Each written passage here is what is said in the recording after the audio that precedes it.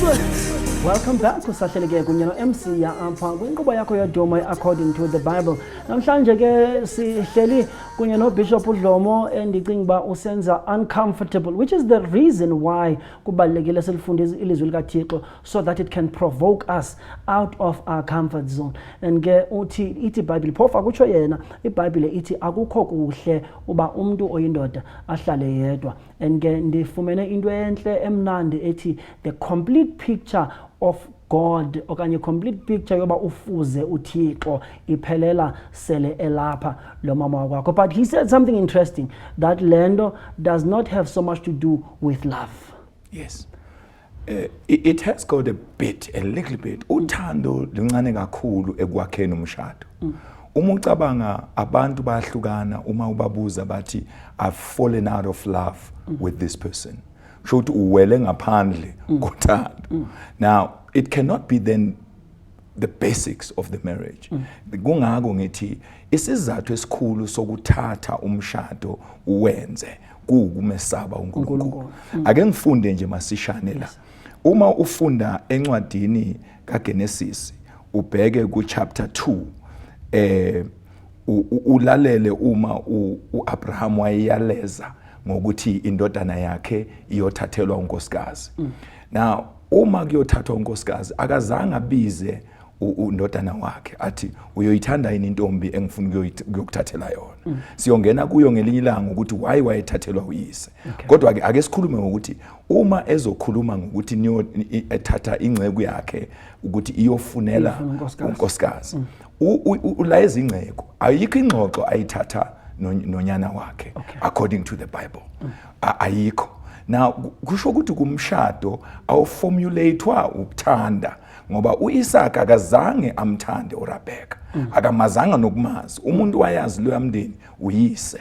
Okukhombisayo ukuthi ngoba uyise wayemesaba uNkulunkulu wayakha isithombe sokumesaba uNkulunkulu nakunyana wakhe. Ubuthi usazosifundela baba. Ake ngisifunde le script. Sithi uma ufunda, therefore a man shall leave his father and mother and be joined to his wife. So ukushiya abazali bakho ngiyazi ukuthi izwe selishintshile lento ngoba amakhosikazi ashiya abazali babo beze kithi kodwa iBhayibheli lithi yithi siyoshiya abazali siye kumakhosikazi ethu ishintsho ubani.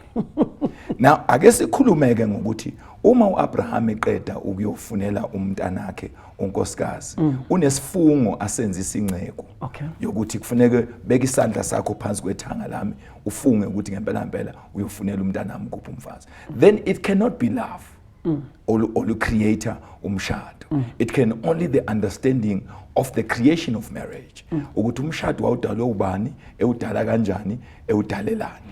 What did Abraham said they should look for? Uthi ke endodaneni yakhe esebenzini sakhe uthi hamba ubuyele ezweni lakithi ufike ufunele ungene emzaneni intombazana ezawuqala iphuzise wena amanzi bese iphuzisa amakhamela akho amanzi iyona oyoyilanda ubuye nayo uyayifungisa le nceke yakhe ukuthi uma ngabe into yokusiza ukuthi uphume kulesifungo ukuthi leyo ntombazana yale. Azange athumele indodana ukuthi ihambe iyoshela. So umshado ngokumina ubuya straight kuNkulunkulu ubuya direct and uzogcinwa ukumesaba uNkulunkulu. Umama Dlomo ngihleli naye iminyaka ngoba ngesaba uNkulunkulu kuphela and mangibuka umama Dlomo ufuneke ngibone umfanekiso kaNkulunkulu. Sahleli kunye no Bishop Dlomo uveza into ebalulekileyo apha kuthiwa ke kwathiwa kwencekweni lo ntombazane iyawuthi ifike iselise wena iselise namakamela akho uyawuthi ubuye nayo ibe ngonkosikazi kanyana wami. Ngamanye amagama there are elements of care, there are elements of love ezizawufika zibonakale kulaa ntombazane nangona yona ingekamboni umfana. Sisaqhubeka ke sincokola ngomtshado. Le ncwadi engikhuluma ngayo ilapha kuGenesis le uAbraham ethuma ingcebu yakhe sengenzela abafundi abamhlambe abalaleli abazafuna ukuyifunda ku verse 24 bangayifunda ilapha ku chapter 24 from verse 8 uzawuyibona uma ufunda from verse 7 8 9 uzayibona lapho le story uAbraham wayesenza engeke ngene kuso. Kungako ke siya uma ngifundisa ngithi mina awukwazi ke ukuthi uma ushadisa umuntu bese uthi niyohlukaniswa ukufa. I heard that xa ufundisa that you do not mention that, and I was wondering exactly why. Isizathu saloko si simple, very simple. Uma ngabe uthathe unkosikazi wena umthemba uNkulunkulu noma usindisiwe ngoJesu, usindisiwe nguNkulunkulu nomkakho esindisiwe, nitheke nxa nivuma ukusindiswa, nathi nina siyaphuma ekufeni singena ekuphileni okunaphakade. Kanjani ke manje senihlukaniswa ukufa kanti ninokuphila okunaphakade?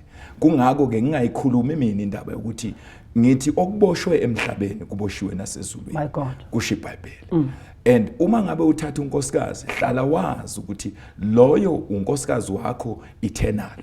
Akusiyo unkosikazi eniyohlukaniswa ukubola kwenyama noma ukukhathala kwenyama. Lithi ke iBhayibheli umoya ubuyela kumnini owunikayo, inyama ibuyela emhlabathini njengaluya injalo. So imimoya yenu uma iphuma kule nyama senihlukene.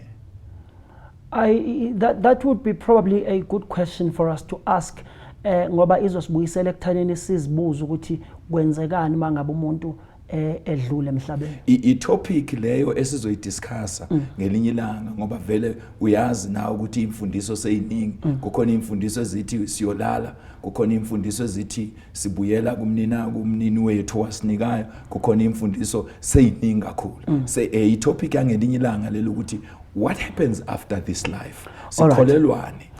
Okay, kuba senibona ixesha lethu liphela. I just wanted us to sort of summarize ke umba wokubaleka kokoyika uYehova emchatweni, because I think i-generation isikakhulu le yam abantu kulula kubo to be changing babe bethatha beyeka.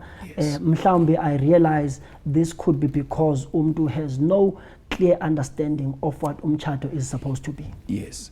Uma uNkulunkulu umesaba, uPaula uyifundise kahle lento. Wathi akekho owesilisa ongayishaya inyama yakhe.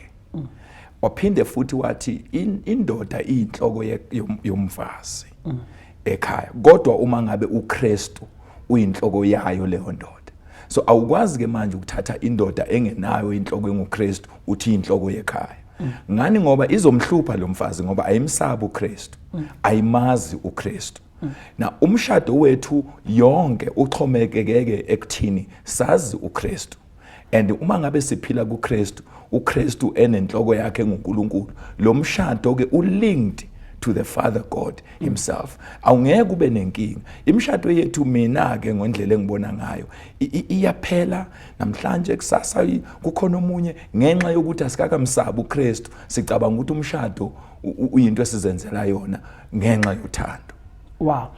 Dadam ixesha lethu libuphela, but if there is one thing umuntu akasithi nje umuntu uyangena manje uyaqala ukuyibuka le show uyithola siyophela, yini into ekubalekile ukuthi angalahlekelwa yiyo kule nkulumo yethu namhlanje usuvala?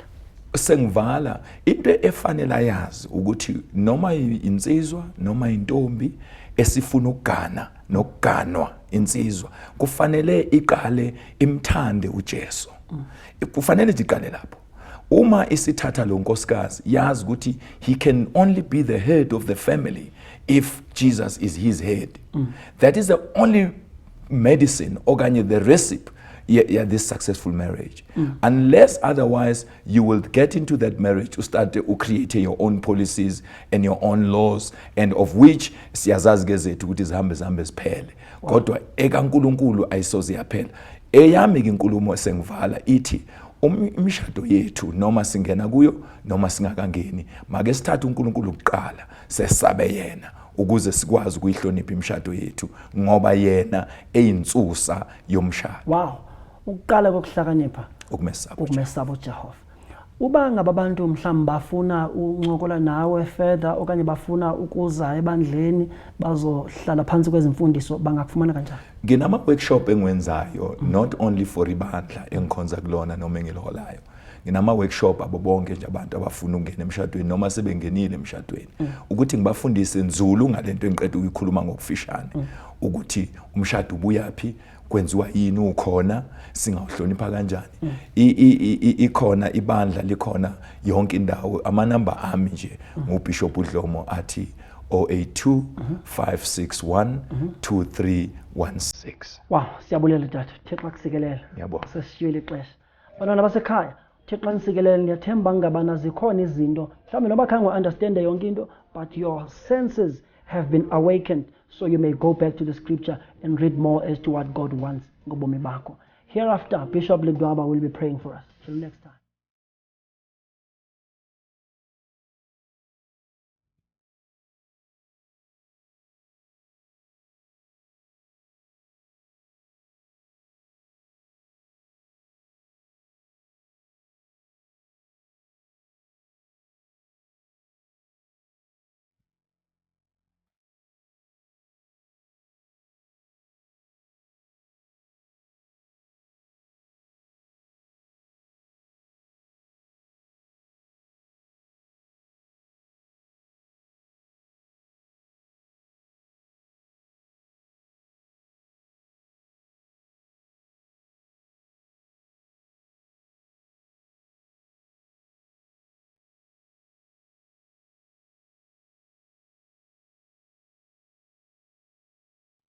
Thank you, Pastor MCR. I am Bishop LP Ledwaba. I'm here just to pray for you, make sure all things are well. That is what we do here at According to the Bible. I'm going to pray for everybody, marriages, relationships, anything that involves love. Let's pray right now. My Father, I'm asking you to restore love in that relationship, in that marriage. My God, amend things. I pray in the name of Jesus. Families, my God, where, my God, siblings. 6. Wow, siyabulela tata. Thixo akusikelele. Ngiyabonga. Sesishiyile ixesha. Bantwana basekhaya, Thixo anisikelele, ndiyathemba ngabana zikhona izinto mhlawumbe noba khange understand yonke into, but your senses have been awakened, so you may go back to the scripture and read more as to what God wants ngobomi bakho. Hereafter, Bishop Ledwaba will be praying for us. Till next time.